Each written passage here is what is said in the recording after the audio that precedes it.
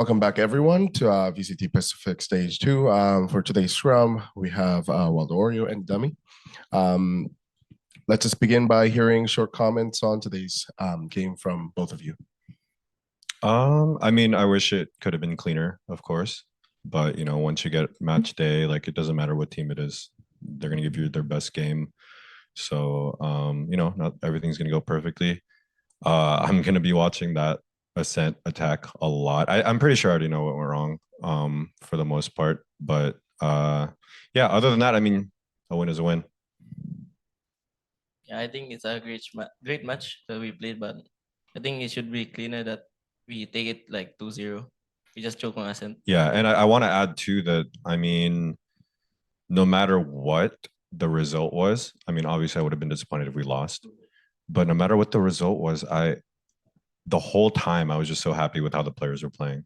So as long as that was happening, then the rest of it is just on me, to clean up all the macro, all the team stuff. So honestly, the entire time, I I was just thinking to myself how, like, I was just like grateful. I was like, okay, the team is playing great.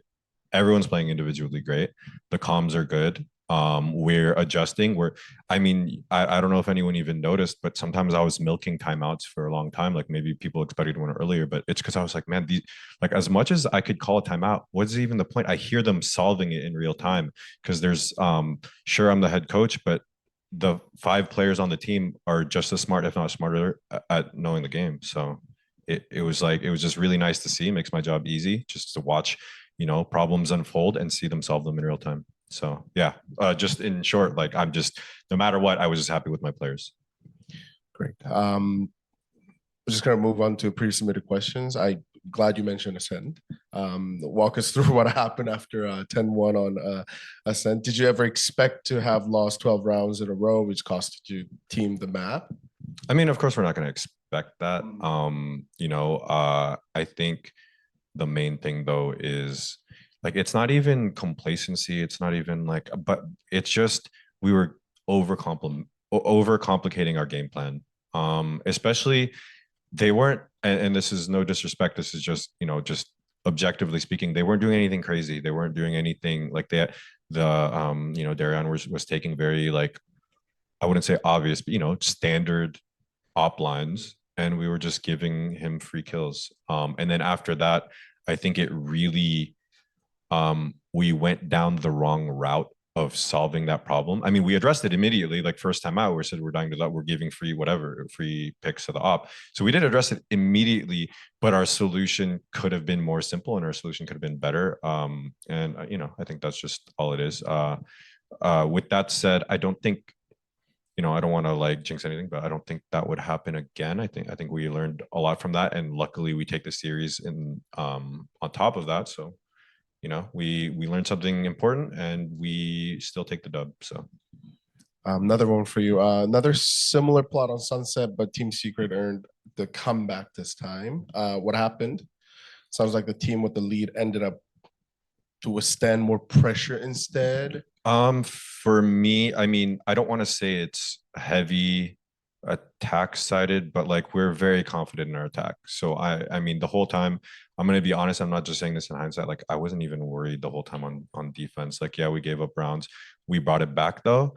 And I'm like, even if we only like if we ended that with like if we ended first half with like 3 rounds, I obviously it's not the best, but I actually would have been like I'm not super worried, right? And we ended with more. So I was pretty happy ending with 5. And it's pretty simple. Just we also like if you look at it this way, we lost the pistol as well. So that's like 5 gun rounds. Well, maybe like 4 gun rounds. And I think we thrifted ones.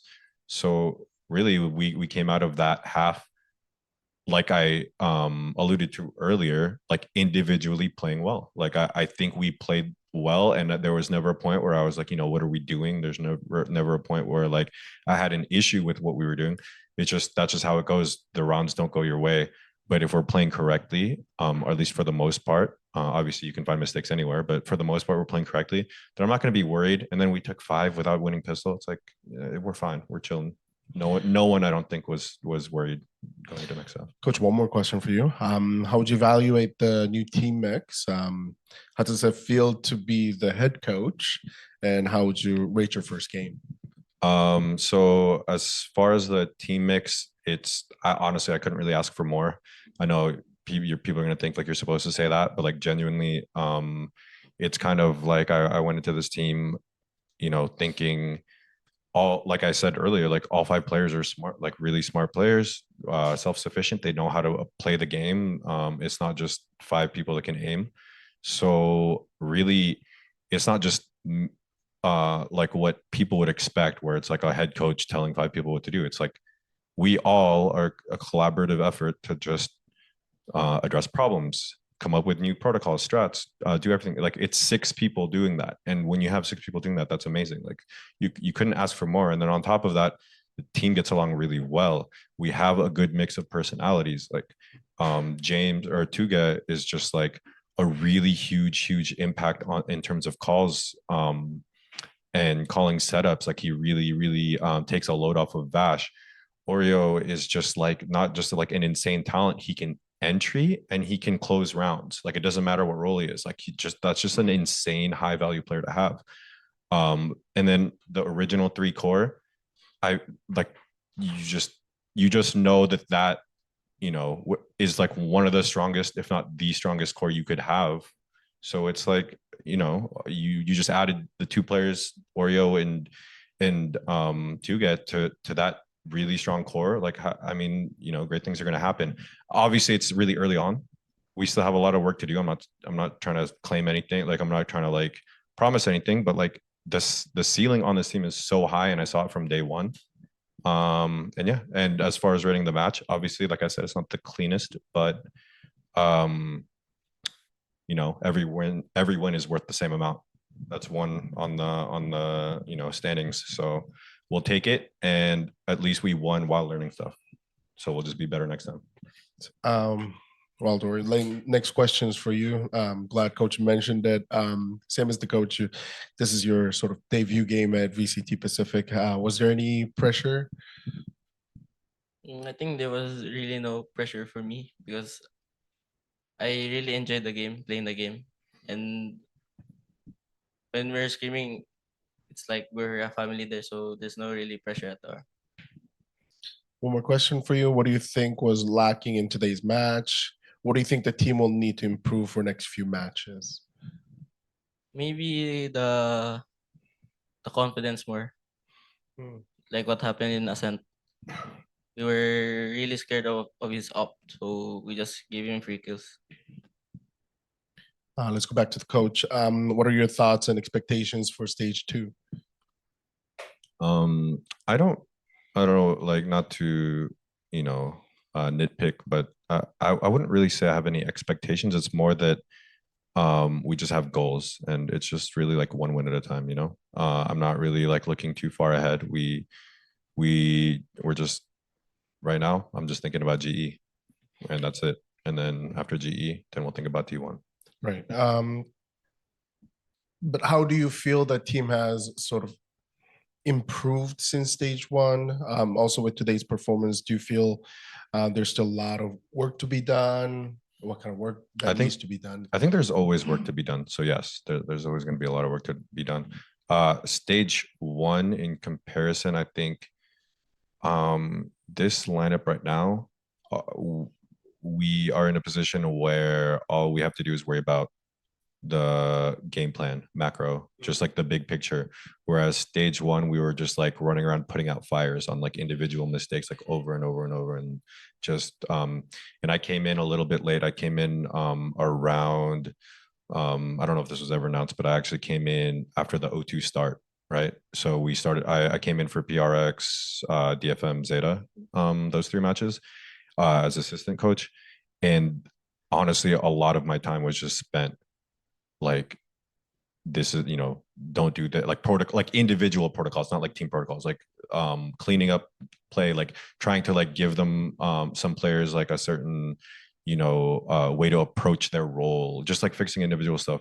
This team, I don't have to tell a single player how to play their character. I don't have to tell a single player how to like play with your teammates.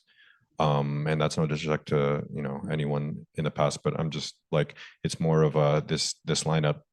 I just trust all 5 players. Even if I do see a mistake, I don't like we started scrims, 3 weeks ago.